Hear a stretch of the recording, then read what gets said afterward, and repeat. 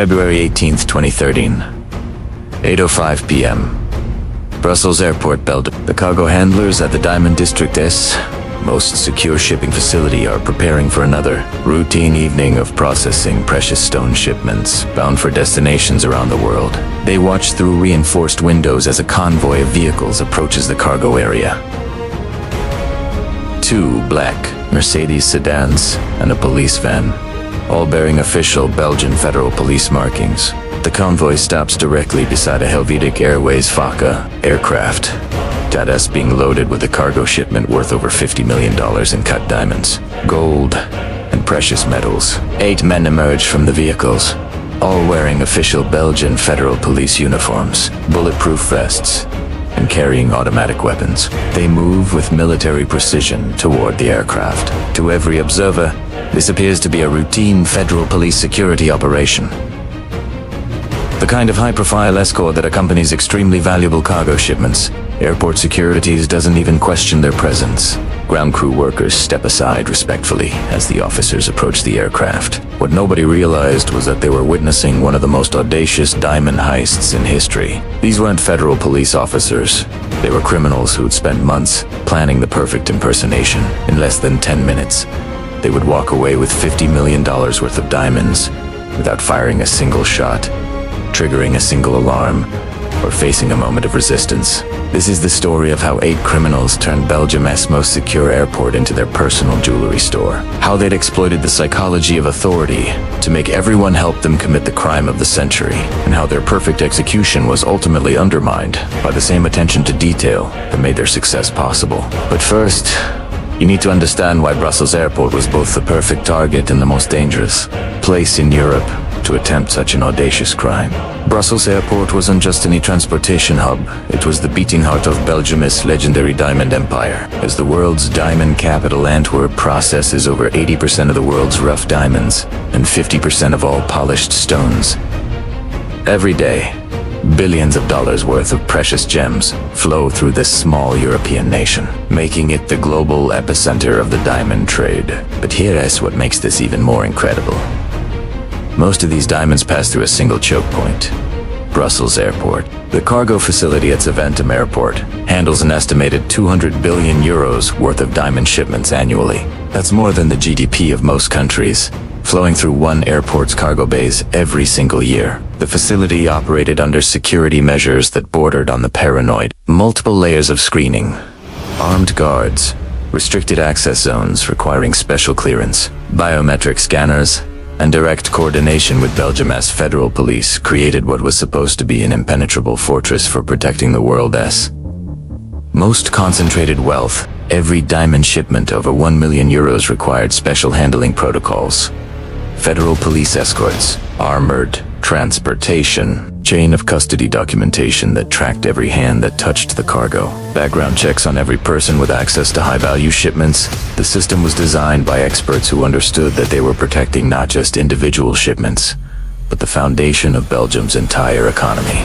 But all of that security was built around one fundamental assumption: that people wearing police uniforms, carrying official identification, and driving marked police vehicles were actually police officers. When that assumption proved catastrophically wrong, the entire multi-billion-dollar security apparatus became an unwitting accomplice to the very crime it was designed to prevent.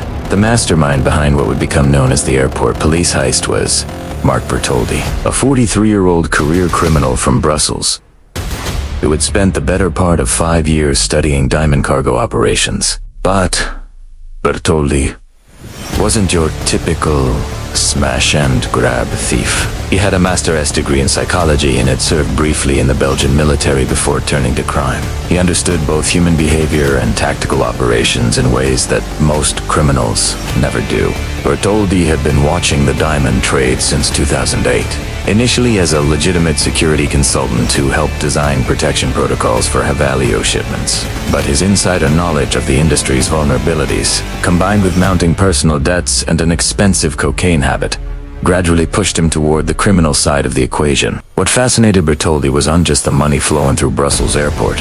It was the psychology of the security system itself. He realized that the tighter the security became, the more people trusted anyone who appeared to be part of that security apparatus. Guards were trained to defer to police authority. Airport personnel were conditioned to cooperate with law enforcement without question. Even legitimate police officers would rarely challenge colleagues who appeared to be conducting official operations. The plan Bertoldi conceived was unprecedented, not just in its audacity, but in its psychological sophistication.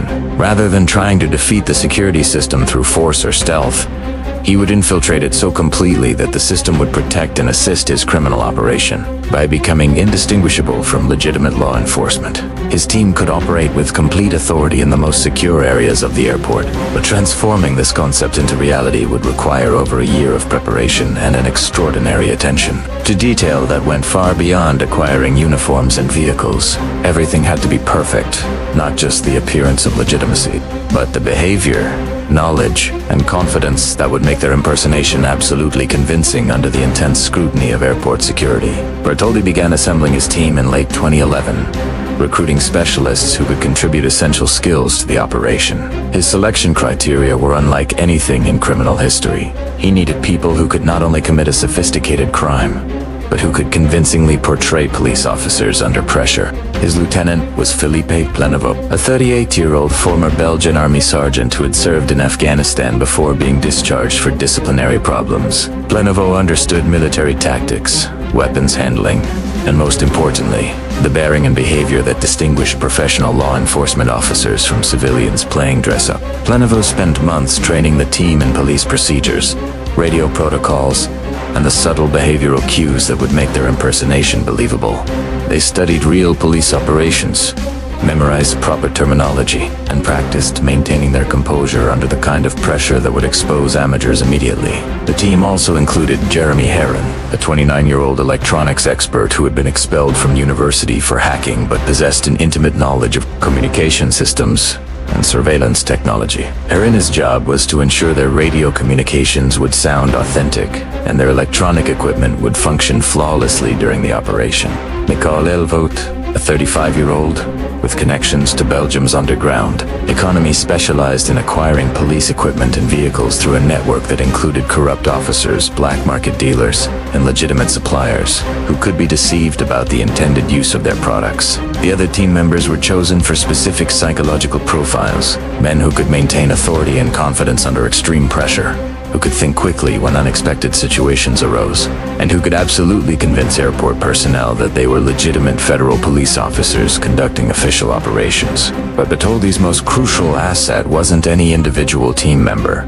It was intelligence. Throughout 2012, he conducted what amounted to a professional espionage operation against Brussels airport's cargo facilities. He studied flight schedules, cargo loading procedures, security protocols, and shift changes with the thoroughness of a military intelligence officer planning a strategic operation. The intelligence gathering revealed that Brussels airport security was designed around protecting against known threats: terror, smugglers, armed robbers, and unauthorized personnel. But it wasn't designed to verify the authenticity of law enforcement officers who arrived with proper identification, vehicles, and equipment. The system assumed that anyone who looked, acted, and sounded like police was police, an assumption that Bertoldi was prepared to exploit with devastating effectiveness. Through months of surveillance, Bertoldi learned that diamond shipments followed predictable patterns based on market conditions, cutting schedules, and seasonal demand. He identified the flights that typically carried the most valuable cargo, and the times when airport activity would be reduced enough to minimize the number of witnesses to their operation. Most importantly, he discovered that federal police escorts for high-value shipments were so routine that airport personnel rarely questioned their authenticity. As long as the officers appeared professional and followed proper procedures, no one would challenge their authority or credentials. This insight became the foundation of his entire operational strategy. The preparation phase extended through most of 2012 and early 2013, with the team acquiring authentic Belgian federal police equipment through a combination of theft, corruption, and sophisticated deception. They obtained genuine uniforms, bulletproof vests, weapons, radio equipment, and identification that was indistinguishable from legitimate law enforcement gear. But the vehicles were their masterpiece. Through Elvot's connections, they acquired 2 Mercedes sedans that were identical to those used by Belgian federal police. complete with official markings, emergency lighting systems, and police radio equipment. Most impressively, they obtained a police van that had been decommissioned but still retained all its authentic features, proper license plates, official insignia, and communication systems that could monitor real police frequencies. The attention to detail was extraordinary. They studied police radio protocols until they could communicate like experienced officers. They memorized federal police organizational structure, rank insignia, and procedural requirements. They even researched the personal backgrounds of actual officers they might encounter, preparing cover stories that would withstand casual scrutiny. By January 2013, they were conducting full dress rehearsals of their operation, practicing their approach to the airport, their interaction with personnel, and their extraction with the stolen diamonds. Every team member had to demonstrate that he could maintain his police officer persona under pressure, handle unexpected questions or situations, and complete the operation without breaking character. The target selection process was as meticulous as every other aspect of their planning. Bertoldi had been monitoring diamond shipment schedules for months, looking for the perfect combination of maximum value, optimal timing, and minimal complications.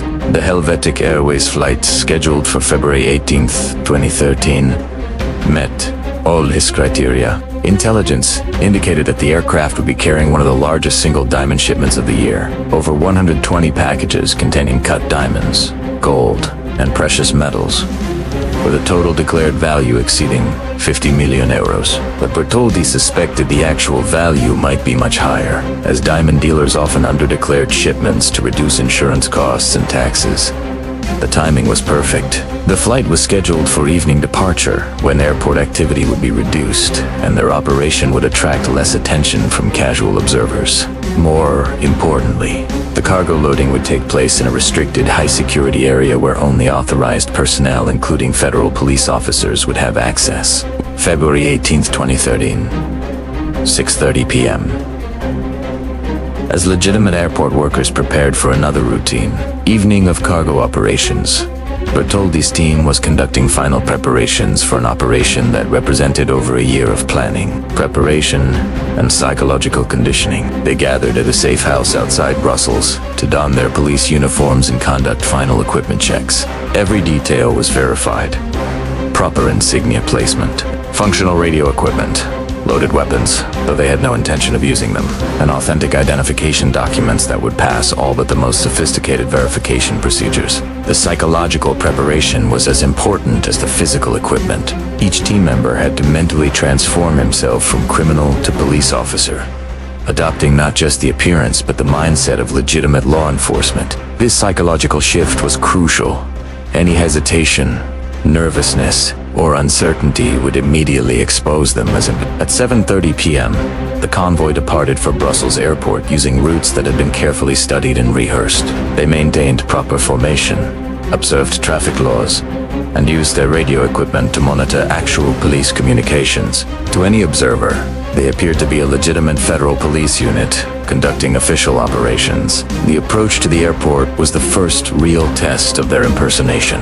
Airport security checkpoints were staffed by personnel trained to identify unauthorized individuals, but they were also conditioned to provide immediate access and cooperation to law enforcement officers. The team's authentic uniforms, vehicles, and confident authority passed this crucial test without challenge. At 8 p.m., the convoy entered Brussels Airport's cargo area through security checkpoints that were designed to stop unauthorized personnel but welcomed law enforcement with open arms. Airport security guards not only allowed them access, but provided assistance and information about the diamond shipment they were supposedly there to protect. The 8 men who emerged from the vehicles were the product of months of psychological and tactical training. They moved with the confidence and authority of experienced federal police officers, approaching airport personnel and aircraft crew with the professional courtesy and obvious expertise that everyone expected from legitimate law enforcement. But here, as where their plan revealed its true brilliance, they didn't just look like police officers. They made everyone around them feel safer and more secure. Airport workers who might have been nervous about handling 50 million euros worth of diamonds were reassured by the presence of what appeared to be a federal police security detail. The criminals' very presence made their victims more willing to cooperate and less likely to question their activities. At 8:05 p.m. The team approached the Helvetic Airways aircraft and informed the crew that they were conducting a federal police inspection of the diamond cargo. This was exactly the type of security procedure that airport personnel expected when extremely valuable shipments were involved, and no one questioned their authority or credentials. What followed was a masterclass in psychological manipulation and authority exploitation. The fake offices used official police terminology, followed proper inspection procedures, and maintained constant radio communication that sounded entirely legitimate to anyone listening. They asked appropriate questions about security procedures, examined cargo documentation, and conducted themselves with the professional thoroughness that everyone expected from federal law enforcement. Most importantly, they never acted like criminals. There was no rushing, no nervousness, no behavior that would suggest they were anything other than federal police officers performing their official duties. The impersonation was so complete that airport workers later testified they had no reason to suspect anything was wrong.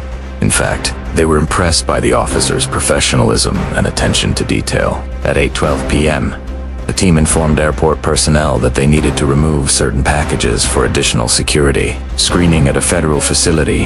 This was presented as a routine procedure required for Havali international shipments, and airport workers actually volunteered to help them load 120 packages containing 50 million euros worth of diamonds into their official police vehicles. The loading process took less than 5 minutes, with airport personnel competing to be helpful to the federal officers. Security guards held doors open. Ground crew workers carried packages to the vehicles. Even airport supervisors expressed their appreciation for the thorough security procedures being followed. The victims were literally helping the criminals commit the perfect crime. At 8:15 p.m., the convoy departed Brussels airport with one of the largest diamond heists in history. Complete. They had stolen 50 million euros worth of precious stones without triggering a single alarm, facing a moment of resistance, or raising the slightest suspicion. Airport personnel waved goodbye as the police vehicles drove away with their cargo. But their success immediately created the challenge that destroys most successful criminals. How do you convert 50 million euros worth of stolen diamonds into usable wealth without getting caught? The impersonation had been flawless, but now they faced the problem of disposing of hot diamonds in a market where every major stone is tracked and documented. The disposal operation had been planned as meticulously as the theft itself. The team had established connections with underground diamond dealers throughout Europe, many of whom specialize in cleaning stolen precious stones through complex cutting and documentation processes that obscured their origins. But diamonds are owned like cash. They can simply be spent or laundered through normal financial channels. Each significant stone has unique characteristics that can be identified by experts, and the international diamond trade has sophisticated tracking systems designed to prevent exactly this type of theft from succeeding. But Atoldia's strategy involved breaking down the stolen shipments into smaller parcels that could be moved through different networks simultaneously. Some diamonds were sold to underground dealers who would recut them to change their identifying characteristics. Others were moved to markets in Africa and Asia where documentation requirements were less stringent. The most valuable stones were held in reserve, to be sold gradually over years to avoid flooding the market. Meanwhile, the investigation that followed the heist was one of the most extensive in European law enforcement history. Belgian federal police, airport security, international law enforcement agencies, and diamond industry security specialists launched a coordinated effort that involved hundreds of investigators across multiple countries. Initially, investigators weren't even certain that a crime had been committed. The operation had been conducted so professionally that some officials wondered if it might have been a legitimate federal police action that had been properly coordinated with airport authorities. It took several hours of investigation to confirm that no official police operation had been scheduled for that evening and that the diamonds had actually been stolen. The breakthrough came when investigators began analyzing surveillance footage and discovered subtle inconsistencies in the vehicles and equipment used by the fake police officers. While everything appeared authentic at first glance, detailed technical analysis revealed differences in radio equipment, vehicle modifications, and uniform details that indicated sophisticated reproductions rather than genuine law enforcement assets. More importantly, investigators discovered that the radio communications during the operation, while using proper terminology and frequencies, didn't follow standard federal police protocols for Havali cargo operations. The conversations were professional and appropriate, but they lacked the specific procedural elements that would be present in an actual law enforcement operation. The financial investigation proved even more revealing.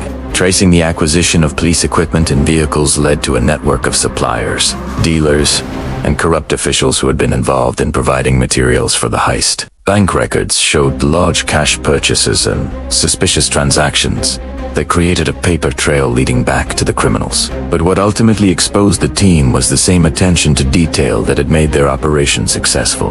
They had been so thorough in their preparation that they left extensive evidence of their planning activities, surveillance notes, equipment purchases, rehearsal locations, and communication records that provided investigators with a complete picture of their operation. The arrests began in May 2013, nearly 3 months after the heist. Belgian federal police coordinated with law enforcement agencies across Europe to simultaneously capture the perpetrators, who had scattered 2 different countries following their successful operation. Mark Bertoldi was arrested in a luxury hotel in Monaco, where he had been living under an assumed identity with a substantial amount of cash and jewelry that could be explained through legitimate means. When arrested, he was carrying forged passports from 3 different countries and had access to bank accounts containing millions of euros in suspicious deposits. Philippe Plinovo was captured in Brussels after investigators traced financial transactions related to the purchase of police equipment and vehicles. His military background and tactical expertise had made him invaluable to the operation, but also made him easier to identify once investigators began focusing on former military personnel with criminal connections. Jeremy Heron was arrested in Amsterdam while attempting to sell sophisticated electronics equipment that investigators believed had been purchased with proceeds from the diamond heist. His technical expertise had been crucial to the operation's success, but his continued involvement in high-tech crimes made him a priority target for international law enforcement. Michael Elvoet proved more elusive, successfully fleeing to South America before investigators could trace his role in acquiring the police vehicles and equipment. He remained at large for over a year, before being arrested in Brazil and extradited to face charges in Belgium. One by one, the other team members were identified through surveillance footage analysis, financial investigations, and testimony from accomplices who agreed to cooperate in exchange for reduced sentences. The network of contacts who had helped acquire police equipment and vehicles was also exposed, revealing the extensive criminal infrastructure that had made the heist possible.